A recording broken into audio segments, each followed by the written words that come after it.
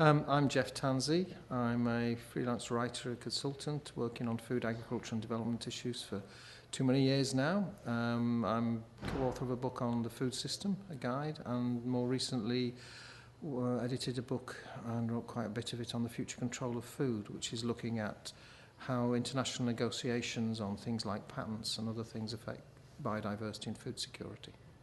Well, today I was trying to give him a sense of how the food system operates, that it's biological, it's got a history which is really important to understand, and of course food's basic for our subsistence, but it's much more than about nutrients, it's psychological, cultural, social, etc.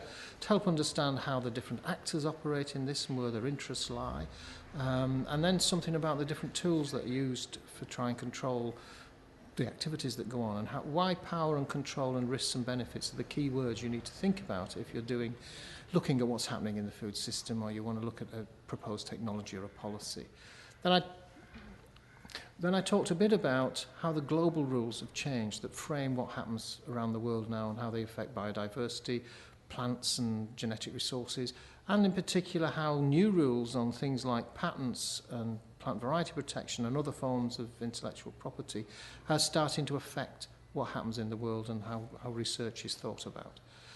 And then finally I kind of wanted to give them a kind of framework that says, look, actually the global system that we've got isn't very good because it doesn't feed everyone well. There's too many people undernourished. There are now increasing numbers of people who are obese and overweight and having problems and diseases from that. That if we're looking at the key challenges for the future of the world, which are to do with climate destabilisation and increasing inequality in countries and between them, and also conflict over resources, and our kind of crazy amount of resources and skills that we put towards military activity and R&D rather than trying to solve the things that these other things require.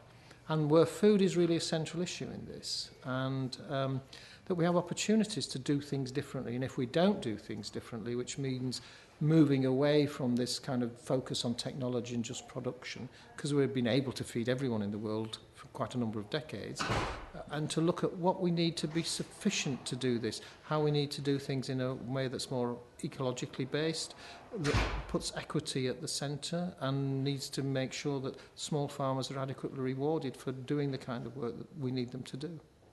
Well, I think it's what two of them said to me at the end, that by covering this kind of broad perspective, it helped them to tie a lot of things together that they've heard in different lectures.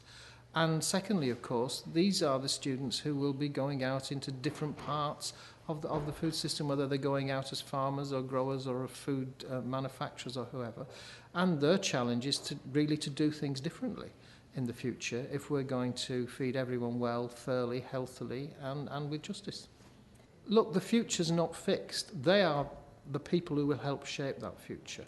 And there may be really dire possibilities for the future. And if we go on the way we are, they're more likely to happen. And they have an opportunity to do things differently. And it's their future, and that's one thing they should take away. It's not fixed. There's opportunity to change.